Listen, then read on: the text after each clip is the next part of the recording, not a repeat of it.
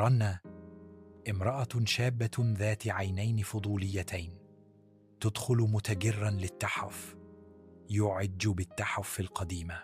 مرآة ذات إطار ذهبي متصدع تومئ من الركن الخلفي، ملمحة إلى حكايات منسية. يحذر صاحب المتجر قائلا: هذه المرآة ليست للبيع، إنها تظهر المستقبل، ولكن لا ينظر إليها أحد مرتين أبدا.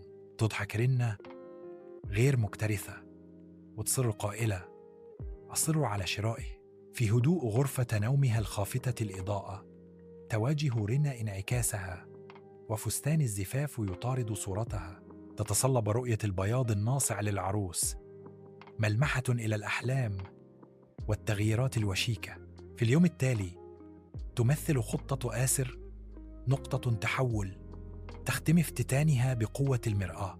تبدأ رنا مفتونة طقوسا يومية غير مدركة للظلال التي تلقيها. كل نظرة في المرآة تزيد من الجاذبية وتربطها بشكل أوثق بتأثيرها الغامض. تلوح في الأفق عواقب مأساوية غير متوقعة محجبة بسحر المرآة الخادع.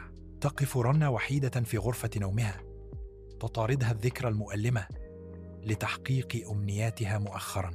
مدفوعة بفضول مرضي، رنا تحدق في المرآة لآخر مرة.